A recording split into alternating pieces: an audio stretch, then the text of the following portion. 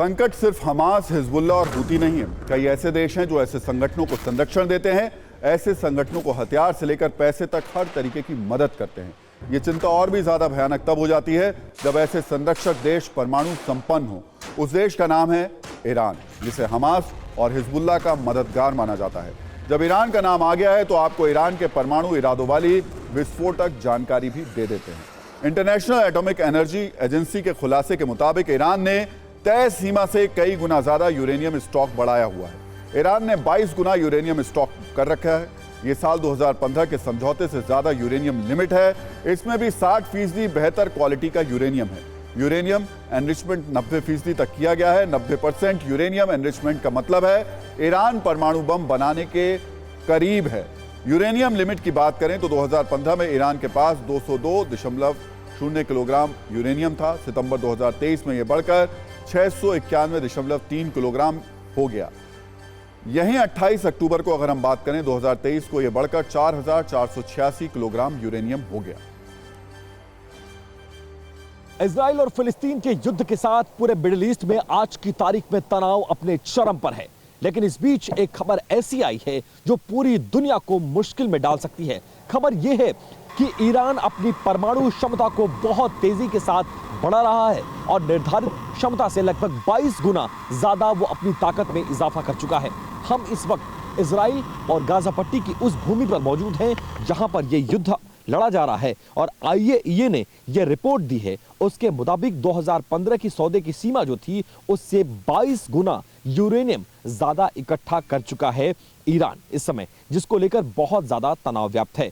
जो रिपोर्ट आई है, जो त्रैमासिक रिपोर्ट आई है, उसके मुताबिक IAEA ने अनुमान लगाया है कि 28 अक्टूबर तक ईरान का कुल समृद्ध जो यूरेनियम भंडार है वो 4,486 किलोग्राम था, जो कि सितंबर 2023 में अंतिम तिमाही रिपोर्ट के बाद 691 किलोग्राम हो गया है।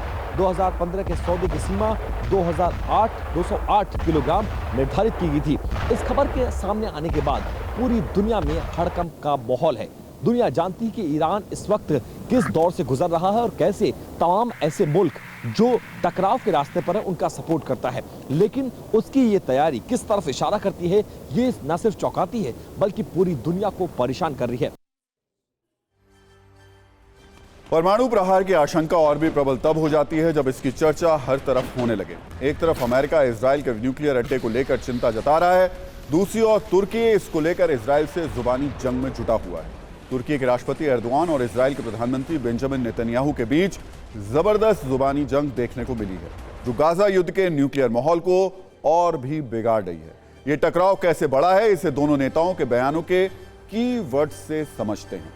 तुर्की के राष्ट्रपति एर्दोआन ने आरोप लगाया है कि इजराइल के पास परमाणु बम है। इसके जवाब में नेतन्याहू ने कहा कि तुर्की आतंकवादियों का मददगार है, चोरी चोरी उन्हें हथियार सप्लाई करता है।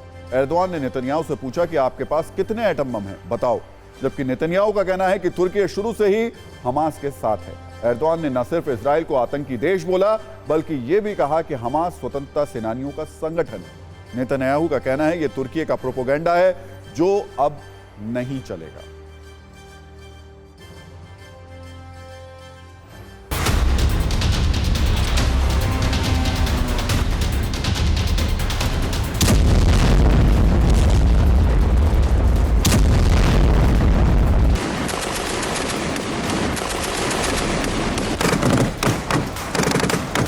Böyle bir soykırımı yaptığı için bunları bir defa kesinlikle soykırım noktasında da bütün adımları atıp gerekli olan duyuruyu yapmanın gayreti içerisinde olacağız.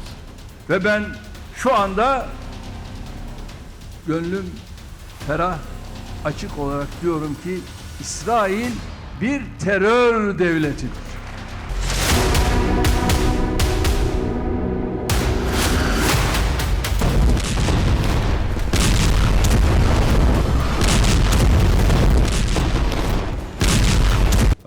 There are forces that support the terrorists, and one of them is President Erdogan of Turkey, who calls Israel a terrorist state, but actually supports the terrorist state of Hamas.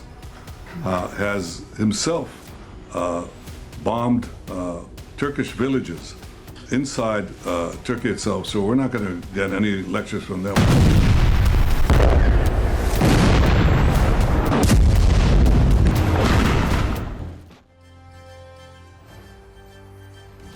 और सत्ता में अब बात Gaza में Israel के उस operation की जिसमें चौंकाने वाले खुलासे हैं, बड़े बड़े धमाके हैं और हमास की करतूतों की ऐसी बैलेंस शीट है जिसे देखने के बाद पूरी दुनिया हैरान है।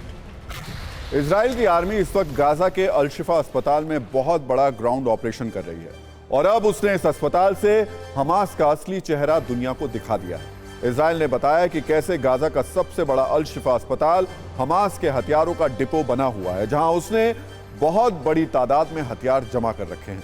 इजराइल की डिफेंस फोर्स ने बाकायदा वीडियो सबूत पेश किया और दावा किया कि हमास ने अल शिफा अस्पताल में अपने घातक हथियार छिपाकर रखे हुए हैं। इतना ही नहीं, कहीं पर मरीजों की आड़ में तो कहीं पर MRI मशीनों के पीछे बंदूक और ग्रेनेड रखे गए हैं। इसके अलावा इजराइल का यह भी दावा है कि अल शिफा अस्पताल के अंदर हमास का हेडक्वार्टर भी है, जहां बैठकर इजराइल पर हमले की रणनीति बनाई गई। आज इजराइल डिफेंस फोर्स की ओर से जारी किया गया 6 मिनट 59 सेकंड का एक वीडियो उन लोगों को जरूर देखना चाहिए जो हमास के हमदर्द बने घूम रहे हैं, जो गाजा में आम लोगों की जान की दुहाई देते हुए हमास को कवर फायर दे रहे हैं। उन लोगों को आज देखना चाहिए कि जो हमास रॉकेट वर्षा करके इजराइल को खून खून कर देता है, वो कैसे बच्चों, महिलाओं, बुजुर्गों और मरीजों को अपनी ढाल बनाता है, मस्जिदों और अस्पतालों को हथियारों के गोदाम बनाता है और ये सब कुछ कैमरे पर है। और सीधे चलते हैं इस वक्त तेल अवीव, जहां मेरे सहयोगी विपिन चौबे मौजूद हैं। विपिन, अभी तक की जो लड़ाई है, खासतौर से अल शिफा की हम बात कर रहे हैं, कितना दूर और है IDF अल शिफा पर पूरी तरीके से कब्जा करने में? देखिए, अल शिफा को तो 3 दिन पहले से ही घेरा जा चुका है और एक एक करके पूरे अल शिफा में ऑपरेशन जारी है IDF का। लेकिन दिक्कत यह है कि अस्पताल की बिल्डिंग है वो बहुत बड़ी है और किस कोने में कौन सा लड़ाका छिपा हुआ है ये नहीं पता है, इसीलिए फूंक फूंक कर कदम रखा जा रहा है। कल की तारीख में भी लगभग कल रात तक जो रिपोर्ट आई थी उसके मुताबिक मरीज, तीमारदार, डॉक्टरों को लेकर लगभग 9000 लोग आज भी अल शिफा अस्पताल में अलग अलग डिपार्टमेंट्स में, अलग अलग बिल्डिंग्स में मौजूद है। लिहाजा दिक्कत ये हो रही है कि हर बिल्डिंग को सैनिटाइज करना, खाली कराना और उसके बाद बीच बीच में फायरिंग भी दोनों तरफ से हो रही है, तो मुश्किल है, वक्त लगेगा, लेकिन पूरी तरह से खाली कराने में भी समय लगेगा और उसके बाद ये कैसे इनसे मुक्त कराया जाए ये भी एक बड़ा चैलेंज है। तो वक्त तो लगना तय है, लेकिन ये जरूर है कि IDF इस पूरी अल शिफा पर अपना कब्जा चाहती है और उसके तरफ आगे की तरफ बढ़ती हुई नजर आ रही है। जी। और अगर ऐसी स्थिति में हम देखें तो विपिन, एक सवाल यह भी उठ रहा है कि ये लड़ाई अल शिफा तक अभी सिमटी हुई है या फिर IDF के मोर्चे और भी कहीं खुले हुए हैं इसके अलावा? देखिए, अभी बहुत सारे मोर्चे हैं, क्यों अभी तो लड़ाई सिर्फ नॉर्थ गाजा में है, इसके बाद चैलेंजेस ये हैं कि साउथ गाजा में भी आपको फतेह करना पड़ेगा अगर आपको पूरे फिलिस्तीन से हमास को खत्म करना है। क्योंकि आज तक के राहुल जी जो आंकड़े आए हैं उसके मुताबिक 11,000 से लेकर 14,000 तक टोटल जो कुल मारे गए लोगों की संख्या है, जिसमें सिविलियंस भी शामिल है। अगर इन 14,000 को भी हमास के लड़ाके मान लें तो 50,000 के आसपास हमास के लड़ाकों की संख्या बताई गई थी, ये दावा किया गया था। 14,000 अगर माइनस कर दें, आज की तारीख में 36,000 लड़ाके हैं, वो कहां हैं? उनको ढूंढना, उनको मारना, उनको खत्म करना, ये बड़ा चैलेंज है जो कि इतनी जल्दी होने वाला नहीं है। बिल्कुल, निश्चित तौर पर वक्त लगेगा और ये बात बेंजामिन नेतन्याहू की तरफ से कही भी गई है। बहुत बहुत शुक्रिया विपिन, ये पूरी जानकारी देने के लिए। अपना ध्यान रखिएगा, आपसे अपडेट हम लगातार लेते रहेंगे।